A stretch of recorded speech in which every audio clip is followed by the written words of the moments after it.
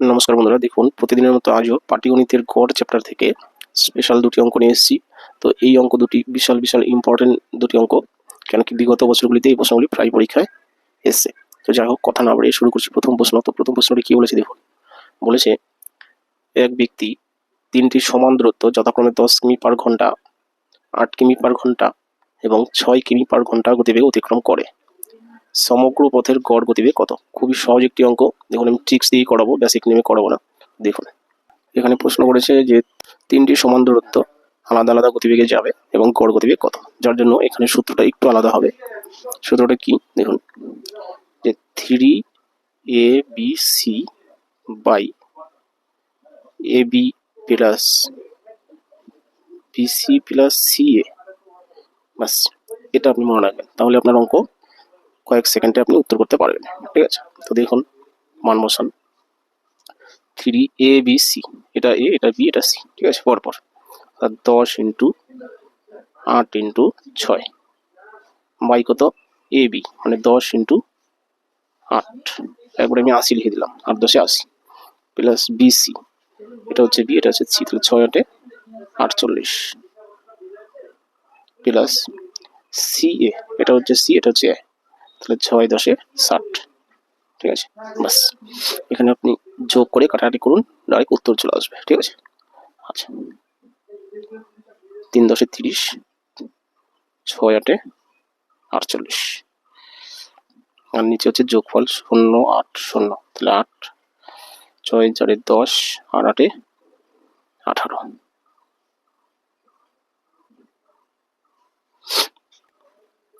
কাটাকাটি করুন 4 দিয়ে, 4 4 16, 17 18, 2 থাকলো 28, 4 7 28, উপরে আছে 48, 4 4 4 2 4 বরং 48। দেখুন সে 47 চলে এসছে, অর্থাৎ মৌলিক সংখ্যা, যার জন্য আর কাটাকাটি যাবে না, তাহলে উপরে গুণ করে ভাগ করতে হবে। 3 বরং 36, এবার এটাকে ভাগ করতে হবে। ভাগটা আমি করছি না, আপনি ভাগটা করবেন, দেখবেন ভাগফল আসবে 7.667, আরো কিছু আসবে। ঠিক আছে, আমরা দশমিকের পরে 3 ঘর করবো। 3 ঘর করার পরে দেখবো যে অপশনে কি আছে। দেখবেন অপশনে আছে 7.67। নিয়ম কি, দশমিকের পরে যে 3 নম্বর সংখ্যাটা যদি 5-এর বড় হয় তাহলে তার আগে যোগ করতে হয়। তাহলে আগে 6 আছে, তার সাথে 1 যোগ করলাম, বাস এত কিমি, কিমি পার ঘন্টা, বাস এটা হচ্ছে উত্তর। এই হলো বন্ধুরা 1 নম্বর অঙ্ক। তো আশা করি এটা বুঝে থাকবেন। যদি বুঝে থাকেন অবশ্যই লাইক কমেন্ট শেয়ার করবেন, নতুন বন্ধুরা চ্যানেলটি সাবস্ক্রাইব করবেন। চলে আসি বন্ধুরা পরবর্তী প্রশ্ন, অর্থাৎ 2 নম্বর। দেখুন সেটা, তো এই হলো বন্ধুরা 2 নম্বর প্রশ্ন। তো এটা প্রশ্ন কি বলেছে দেখুন, এক ব্যক্তির সমগ্র যাত্রাপথের প্রথম 40 কিমি পথ 20 কিমি পার ঘন্টা গতিবেগে, পরবর্তী 30 কিমি পথ 10 কিমি পার ঘন্টা গতিবেগে এবং শেষ 50 কিমি পথ 50 কিমি পার ঘন্টা গতিবেগে অতিক্রম করে। সমগ্র যাত্রাপথের গড় গতিবেগ কত? তাহলে দেখুন এটা প্রশ্ন আমরা কিভাবে করব।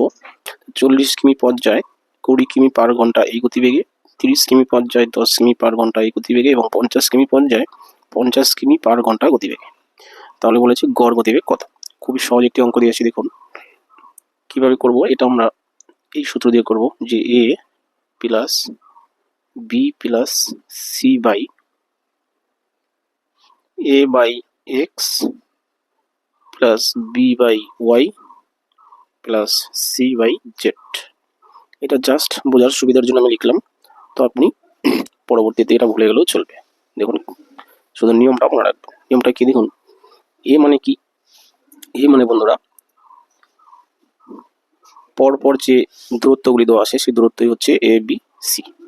যেমন এখানে এ বি সি কোনটাই 40 30 50, অর্থাৎ 40 প্লাস বি মানে 30 প্লাস সি মানে 50, মান বসালেন। আচ্ছা নিচে এ বি সি অর্থাৎ 40 30 50, এবার নিচে এক্স ওয়াই জেড কোনটা, এক্স ওয়াই জেড হচ্ছে গতিবেগ 20 10 50, 20 10 50। আপনি যখন অঙ্কটা বুঝবেন তখন এগুলো দেখবেন সহজে মনে থাকবে। দেখুন তাহলে এখানে যোগ করে দিন, যোগ করলে হচ্ছে কত 70 আর হচ্ছে 50 120। নিচে যদি কাটাকাটি করেন তাহলে ভালো হয়, 20 দুগুণে 40, 3 10 30, 50 কে 50, তাহলে 2 3 1, তাহলে 4 2 6, অঙ্ক শেষ।